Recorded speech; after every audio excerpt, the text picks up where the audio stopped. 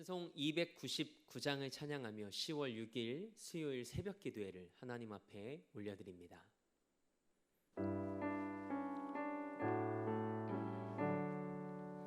하나님 사랑은 온전한 참사랑 내 맘에 부어주시사 충만케 하소서. 내 주님 참사랑 햇빛과 같으니 그 사랑 내게 비추사 뜨겁게 하소서. 그 사랑 앞에는 풍파도 그치며 어두운 밤도 완하니 그 힘이 크도다. 하나님 사랑은 온전한 참사랑 내 맘과 영에 채우사 새 힘을 주소서.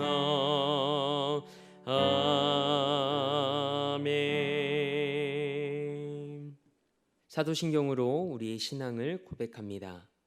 나는 전능하신 아버지 하나님, 천지의 창조주를 믿습니다. 나는 그의 유일하신 아들, 우리 주 예수 그리스도를 믿습니다.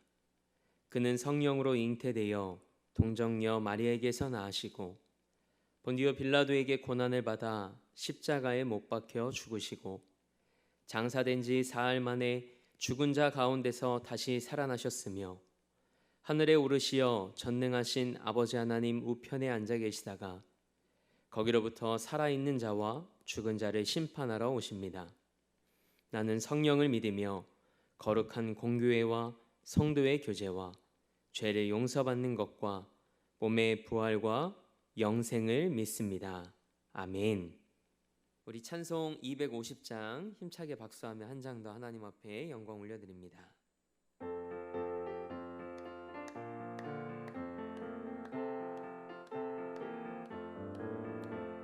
구주의 십자가 보혈로 죄 씻음 받기를 원하네. 내 죄를 씻으신 주 이름 찬송합시다. 찬송합시다. 찬송합시다.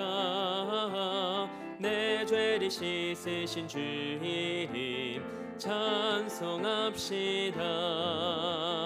죄악을 속하여 주신 주 내 속에 들어와 계시네. 십자가 앞에서 주 이름 찬송합시다. 찬송합시다. 찬송합시다. 내 죄를 씻으신 주 이름 찬송합시다. 주 앞에 흐르는 생명수 날 씻어 정하게 하시네. 내 기쁨 정성을 다하여 찬송합시다. 찬송합시다. 찬송합시다. 내 죄를 씻으신 주 이름 찬송합시다. 내 주께 회개한 영혼은 생명수 가운데 젖었네. 힘없고 순전한 주 이름 찬송합시다.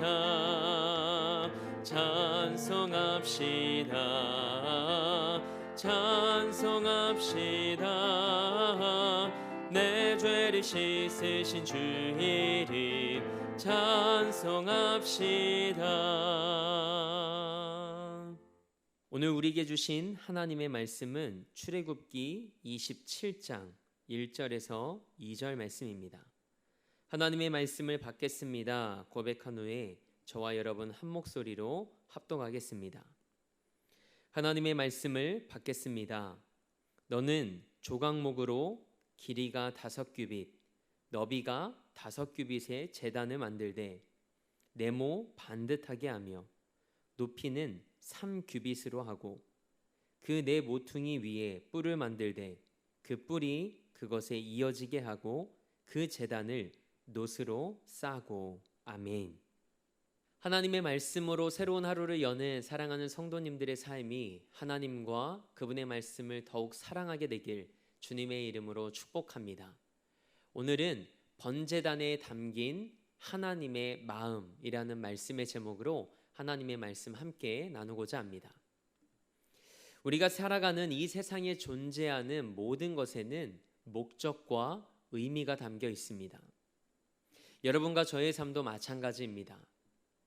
광야와 같은 시간이 길어지고 있지만 이 시간 속에서 삶의 의미와 또 믿음의 가치를 더욱 깊이 깨닫는 은혜가 있길 주님의 이름으로 축복합니다.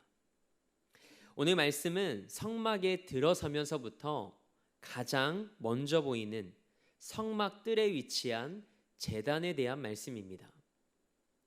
이 제단을 성경은 희생제사를 드리는 번제단이라고도 부르고 놋제단이라고도 기록하고 있습니다. 성경은 이 번제단을 어떻게 만들 것인가에 대한 제작법에 대해 기록하고 있는데 이 말씀 안에서 번제단에 담긴 하나님의 마음을 알아가고자 합니다. 성막은 번제단을 지나 성소와 지성소로 들어가게 되어 있었습니다. 때문에 이 번제단은 하나님을 만나기 위해 가장 먼저 죄의 문제를 해결해야 함을 의미합니다. 당시 사람들이 하나님 앞에 나아갈 때 제물을 가지고 하나님 앞에 나아갔습니다. 그리고 그 사람의 죄가 그 짐승에게 전가되게 하시겠다는 그 말씀을 따라 그 제물에 손을 얹습니다. 죄로 인해 죽어야 할 것은 나이지만 나의 죄가 전가된 그 제물이 죽음으로써 내 죄가 사함받는다라는 것을 상징하는 의식입니다. 그런 후에 제사장이 그 제물을 잡습니다. 그리고 잡은 제물을 번제단에 올려놓죠. 그리고 번제단 밑에 불을 피웁니다. 그러면 하나님께 드린 제물이 번제단 위에서 타겠죠. 이때 제물이 타면서 나오는 향기와 연기를 하나님께서 받으시겠다고 말씀하셨습니다. 그래서 우리는 예배하며 하나님을 향해 이렇게 고백합니다. 하나님, 우리의 예배를 흠양하여 주옵소서. 나 대신 제물이 죽고 태워져서 내 죄가 사함받는 곳, 내 죄가 사해지는 곳, 그곳이 오늘 본문 말씀에 기록된 제단입니다. 이렇듯 제단의 의미는 내 죄가 사함받는 곳입니다. 우리가 하나님을 만나기 위해 은혜의 보좌 앞에 나아갈 때 가장 먼저 해결해야 되는 것이 무엇일까요? 죄사함의 은혜를 경험하는 것입니다. 하나님 앞에서 온전한 예배자가 되려면 죄사함의 은혜를 입어야 합니다. 여러분이 예배당에 나와서 하나님께 예배하기 전에 가장 먼저 무엇을 하시나요? 오랜만에 만난 성도님들과 교제하시나요? 아니시죠? 우리는 가장 먼저 기도합니다. 하나님 앞에 이 죄인이 섭니다. 내 모든 죄를 예수 그리스도의 보혈로 용서하여 주시고 오늘 내가 하나님 앞에 예배할 때 이 예배가 온전히 하나님 앞에 드려지길 원합니다. 우리는 하나님 앞에 회개하며 나의 죄를 용서 구하며 하나님 앞에 준비된 마음으로 예배합니다. 이 새벽에도 우리가 하나님을 만나기 위해 은혜의 보좌 앞에 섰습니다. 하나님을 만나길 갈망하는 여러분이 하나님 앞에 서서 예수 그리스도의 보혈을 의지하며 죄사함의 은혜를 간구했을 때 이미 죄사함의 은혜를 경험한 줄 믿습니다. 이 믿음이 분명해야 합니다. 왜냐하면 예배는 이 믿음에서부터 시작되기 때문입니다. 그렇다면 이 번제단을 어떤 재료로 어떻게 만들었을까요? 하나님께서 모세에게 말씀하십니다. 본문 1절 말씀입니다. 너는 조각목으로 제단을 만들되. 아멘. 조각목은 아카시아과 나무인 시띠나무입니다. 뿌리가 땅속 50m, 60m까지 뻗어 자라면서 건조한 사막 기후에서 생존하는 나무입니다. 어떤 시띠나무는 뿌리가 2km까지 뻗어나간다고 합니다. 가지에 뾰족한 가시도 많고 볼품없는 나무이지만 생명력이 강하고 거의 뒤틀리지 않는 나무가 이 시띠나무입니다. 번제단은 이 조각목으로 만들어졌습니다. 그런데 말 그대로 번제단이기에 밑에서 불을 지펴야 했습니다. 나무에 불을 지피면 어떻게 될까요? 타겠죠. 그래서 하나님께서 뭐라고 말씀하십니까? 2절 하반절 말씀을 보니까 그 제단을 놋으로 싸라고 말씀하십니다. 놋으로 싸라. 그 조각목을 놋으로 싸라. 그래서 궁금한 마음에 금속이 녹는 점을 찾아보니 금이 녹는 온도가 섭씨 1069도였습니다. 그런데 놋은 금보다 더 높은 섭씨 1085도에서 녹는다는 사실을 알게 되었습니다. 그래서 놋으로 싼 조각목은 조금도 타지 않는 것이죠. 우리의 삶이 그렇습니다. 조각목같이 볼품없는 삶일지라도 우리 삶이 십자가의 은혜로 쌓여지고 예수 그리스도를 덧입으면 결코 망하지 않는 삶이 되는 줄 믿습니다. 세상의 거센 도전과 불길에도 타지 않는 삶이 되는 줄 믿습니다. 이것이 바로 십자가의 놀라운 은혜입니다. 그렇다면 하나님은 조각목으로 번제단을 얼마의 규격으로 만들라고 말씀하셨을까요? 1절 말씀을 보니 길이가 5규빗, 너비가 5규빗, 높이가 3규빗으로 만들라고 하시죠. 한 규빗이 45cm 정도 되니까 가로와 세로 길이가 각각 225cm 정도로 정사각형의 모양입니다. 그리고 높이는 135cm가 되겠죠. 작지 않습니다. 그 안에 각을 뜬 재물을 놓으려면 크기가 컸겠죠. 그런데 이 번제단의 특징이 있습니다. 우리 본문 2절 말씀을 함께 읽어볼까요? 2절입니다. 그 내 모퉁이 위에 뿔을 만들되 그 뿔이 그것에 이어지게 하고 그 제단을 놋으로 싸고. 아멘. 번제단의 네 모퉁이에 뿔이 있었습니다. 이 뿔이 왜 있었을까요? 하나님께서 아무런 이유 없이 만들지 않으셨겠죠. 제사를 드릴 때 제물을 잡으면 피가 납니다.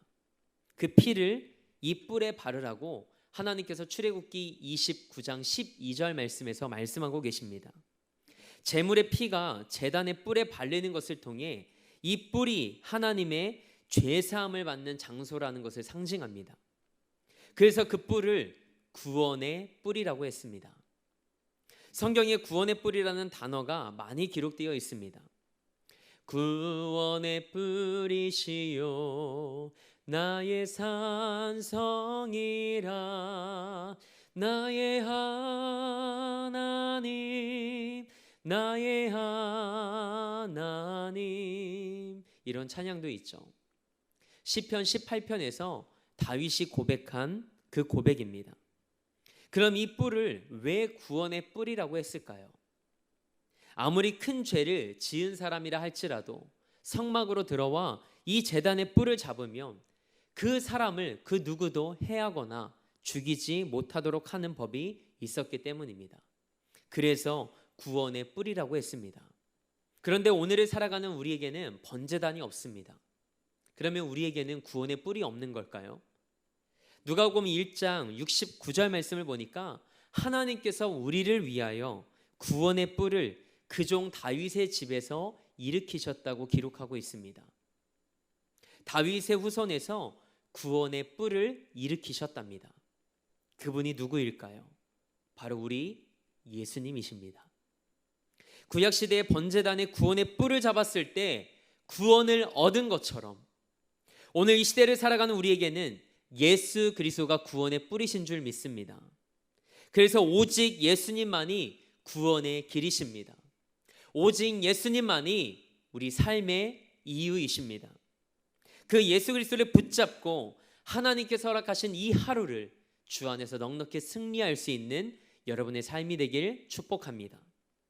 예수 그리스도 안에서 구원의 은혜와 감격을 경험하는 사랑하는 성도님들의 삶이 되길 주님의 이름으로 축원합니다. 함께 기도하겠습니다. 하나님, 우리는 죄인입니다. 그래서 하나님의 은혜가 필요합니다. 번제단에 담긴 하나님의 마음을 통해 하나님께서 우리를 얼마나 사랑하시는지를 다시 한번 깨닫게 하시니 감사합니다. 우리와 교제하시기 위해 죄 용서와 구원의 길을 열어주시고 구원의 은혜와 감격의 자리로 우리를 초대해 주시니 감사합니다. 예배 자리를 소중히 여기고 은혜의 보좌 앞에 서서 먼저 예수 그리스도의 보혈을 의지하며 믿음의 담대함으로 하나님 앞에 서는 예배자가 되게 하옵소서. 그래서 매 예배를 통해 십자가의 놀라운 은혜를 맛보고 경험하고 누리는 삶이 되게 하옵소서. 조각목과 같은 우리를 십자가의 은혜로 감싸 주셨사오니 구원에 뿌리신 예수 그리스도만을 붙잡고 이 긴 광야와 같은 시간을 오직 믿음으로 넉넉히 승리케 하옵소서. 이 나라와 열방을 사랑하는 마음으로 기도합니다. 믿음으로 무릎 꿇는 자들을 통해 하나님의 때에 하나님의 방법대로 이 세대를 회복시키시는 하나님의 은혜를 목독해 하여 주옵소서. 우리 대림교회를 위해 기도합니다. 영혼을 구원하고 삶을 변화시키는 재단으로 하나님께 쓰임받게 하옵소서. 이를 위해 담임 목사님 세우셨사오니 성령의 능력과 하늘의 은혜를 덧입혀 주셔서 이 지역과 이 땅에 복음의 커다란 숲을 이뤄나가는 은혜의 도구로 사용하여 주옵소서. 그리고 우리 사랑하는 성도들의 삶의 자리와 가정과 일터에 하나님 함께 해주셔서 살아있는 믿음으로 오늘 하루도 이기는 삶을 살게 하옵소서. 오늘도 삶의 자리를 성전 삼아 미디어 예배로 이 하루를 시작합니다. 하나님의 말씀 안에서 그리고 하나님이 주신 은혜 안에서 기쁨으로 주와 동행하는 하루 되게 하옵소서. 그렇게 하실 하나님을 기대하며 우리 삶의 목적 되시고 이유 되시는 우리 주 예수 그리스도의 이름으로 기도합니다. 아멘. 하늘에 계신 우리 아버지, 아버지의 이름을 거룩하게 하시며 아버지의 나라가 오게 하시며 아버지의 뜻이 하늘에서와 같이 땅에서도 이루어지게 하소서. 오늘 우리에게 일용할 양식을 주시고 우리가 우리에게 잘못한 사람을 용서하여 준 것 같이 우리 죄를 용서하여 주시고 우리를 시험에 빠지지 않게 하시고 악에서 구하소서. 나라와 권능과 영광이 영원히 아버지의 것입니다. 아멘.